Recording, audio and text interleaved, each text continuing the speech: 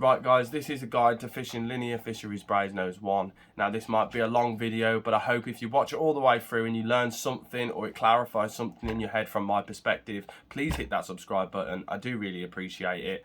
But I'm going to have a look at Brasenose One, some of the things I've found on there, some of the killer depth zigs I've found on there, and certain times of the year how it sort of changes. So here's my diary. Now this was drawn a hell of a long few years ago, with a few dibby dabbers from the bingo and a pen and whatnot.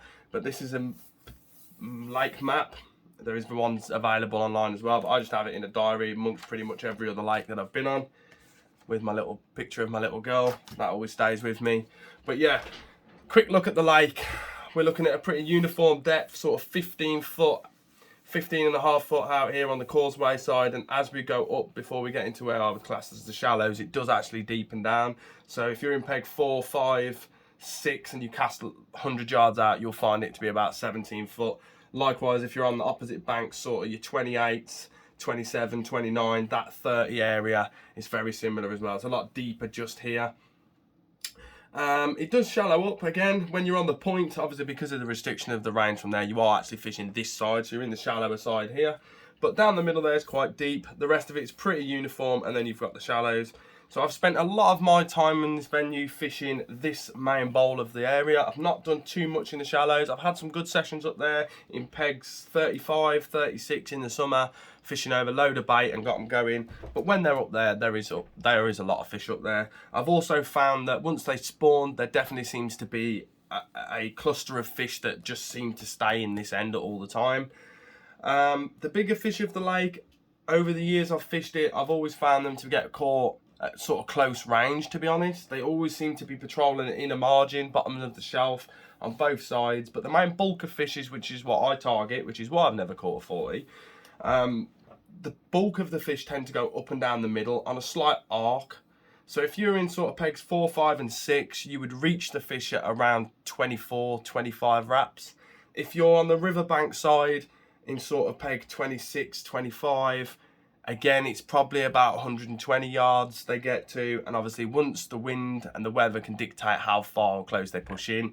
But if you can give it perspective, if you're in pegs 4 or 5, you're going to reach the fish at about 100, and if you're in pegs 24, 25, you would reach the fish at about 30 wraps. That's what I've found over the years. That tends to be the killer zone that they just arc up and down the lake on. Depths of zigs, for many years I heard sort of 7 or 8 foot is where it's sort of the killer zone, but for me personally, I've always found 3 foot under the surface, or on a night, if I'm absolutely going to put a gamble bet on a night, would be a 9 foot black and red zig. That literally always goes. A lot of things can dictate what the fish do on there. Very short periods of cloud cover can really just push the fish down, which is why you get your bites. And sometimes when they're on the surface and it's really bright, they're really tricky to catch. So you do just have to sort of pay attention to the weather changes throughout the day.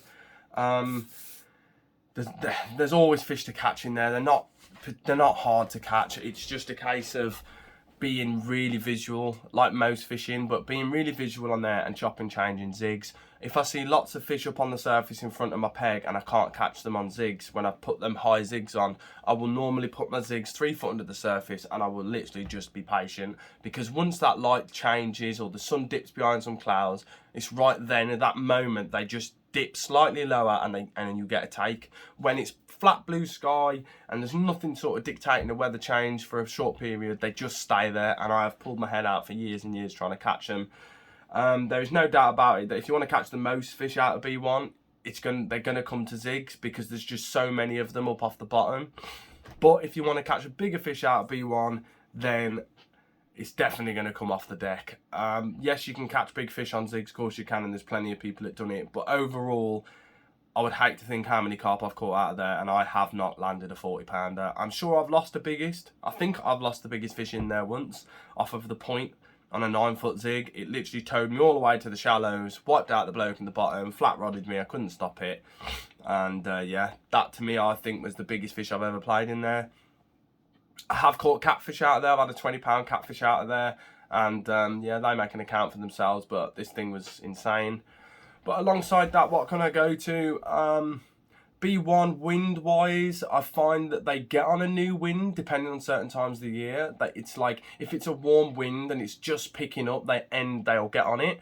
But as quick as they get on it, they'll sort of sit there for, I want to say like 24 hours, and then they just start to back off and they go back into that routine down the middle. So, and obviously, as we all know, fishing Oxford, the weather is just like a turbulent.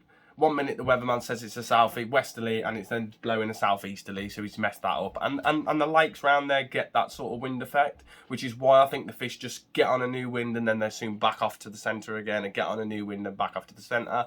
So yes, if you've got a new wind coming in on the start of your trip, I would definitely advise getting on the front of it.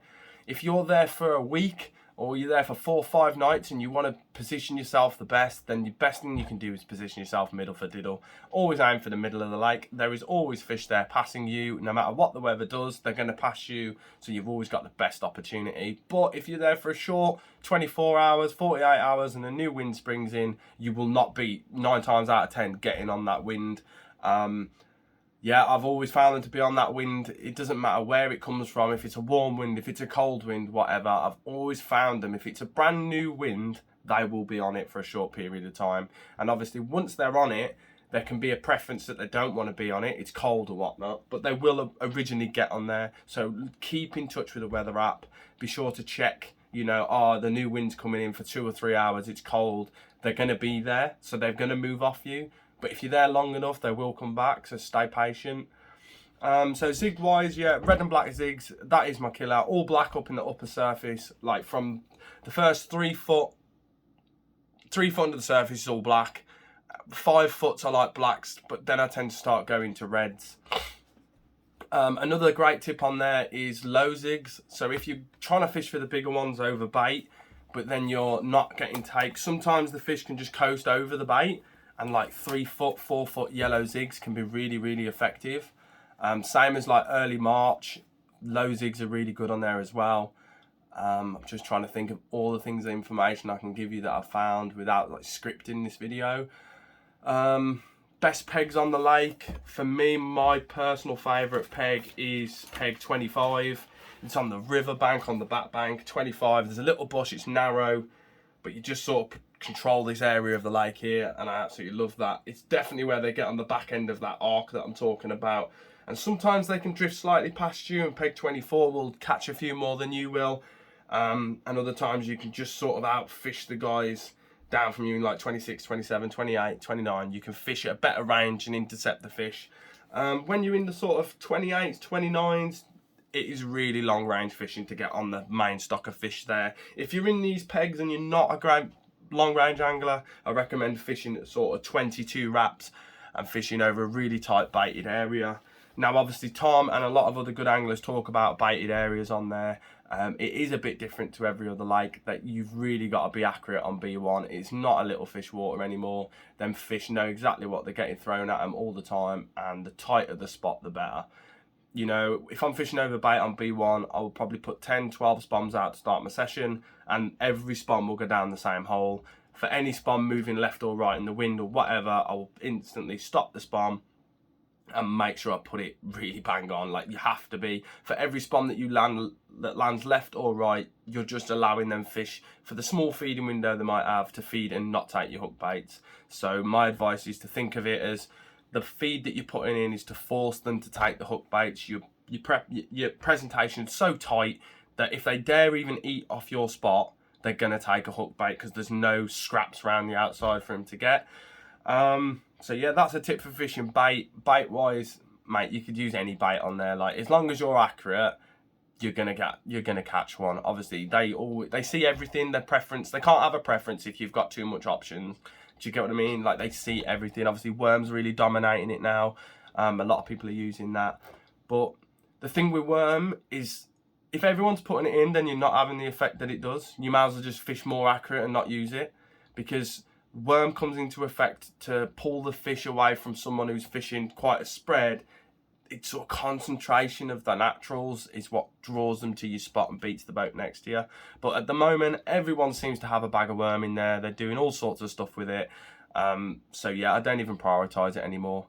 If I was pitched up next to a good angler to my right or to my left, and I feel like they're good anglers, then yeah, I would pull the worm out as well. I'd go and get some from the shop at the cost that it there is expensive. But if I didn't have none with me and I felt I was around some good anglers, I would use it as well. If I feel like I'm the tightest angler fishing either side of me, I'm the tightest one, then I wouldn't need to introduce a worm, as I don't think now it has the pulling power that it used to have.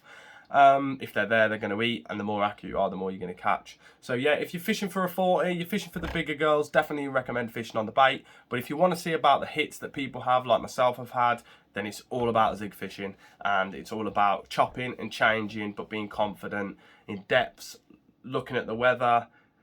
And yeah, good zig depths would be like I said, 11-foot blacks in the day and 9-foot reds on a night. You're pretty much like back end of spring now, so May time, them 2 killer depths, and you will always catch. If you put 11-foot black out and a 9-foot red out and sit there back, them rods will go in your session in the month of May. I absolutely guarantee it. Another top tip is the swallows and the blue tits. Now in my last vlog you'd have saw me mention it, but as the weather gets warm, the swallows come back from South Africa, and as the hatches happen, they're all scooting over the lakes. The blue tits, obviously, there's British songbirds, and they're always around, but they also are a great indication of the hatches.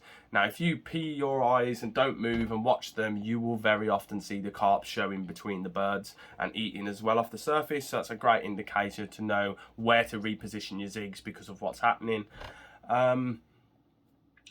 Yeah, at the moment on B1, as I've updated this is like, I'm recording this on the 1st of May. Last 2 weeks ago in April, I would say that the cold water rain that we had has not warmed the water up too much. For as much as the sun's warming it up, the rain's then cooling it down, and resulting in that is that the hatches aren't consistent. So the hatches are like happening, in my head, there's like little pods of all the naturals, and it's like this one hatches here, and then there's another little group hatching there, and another group hatching there. And because of that, this is why the fish are so spread out and becoming a little bit more tricky than what they normally are this time of year. Normally we'd have more consistent weather, we wouldn't have had the rain so much, the water temperature would be getting like nice and equal, and everything would start hatching at a similar time, and that way it localizes the fishing where they're moving to. They will literally just go around harvesting the zigs. Yeah, I'm just waffling as much information as I can. I hope you can keep in track of what I'm saying. Peg-wise, everyone knows them road bank pegs are good, but another great tip with them is, like I said before, the fish on there will follow the wind. So if you get a big southwesterly, they will end up on the riverbank. But I can promise you now, I'm a very advanced casting angler, and when that wind's 25 mile an hour, you still won't reach them fish off that riverbank when they're like 100 yards out. It just becomes so difficult, and they will back off of it. So if you look, for example, if you've got a big southwesterly 30 mile an hour winds, where I'm positioning myself is those road bank side pegs 7 to 10, 11, and I'm fishing at like 100 yards with the wind behind me, and it's lovely. Now the further I'm up, if I'm on peg 7, I can dominate even a bit more water down the middle, and I'd probably fish that like 120 yards, or push myself further over 130s to get to the back of the fish that are on the wind, if that makes sense. But a good top tip on there is a big southwesterly wind, get yourself on the road bank with the wind off your back, and you'll be casting zigs a lot further with a lot less twists and tangles, and the fish will back off the wind back to where I'm telling you, at about 100 yards out. Yeah, what else can I give you? I hope that helps. If anyone's got any like direct questions they want to ask me about B1, then let me know in the comments below, and I'm sure I can answer them for you as honest as I can. Like I say, this video isn't scripted or cuffed. I'm literally just going to talk to you through the things that I can tell you about B1. They're big shoal fish. They move on a funny arc down the lake, and zigs absolutely club them. If you want a 40, then I would say fish at 20 yards out, 20 yards, 20 wraps out, 30 yards out, something like that. You haven't got to go far, but I'd be fishing the margins anyway. I'd fish quite close in at times, and you've all seen it. There's lots of good anglers on there casting a long way, catching, and the guy down on the right with his Shimano 6000 double handers can't reach the distance, decides to fish close, and that's the guy who catches the big one.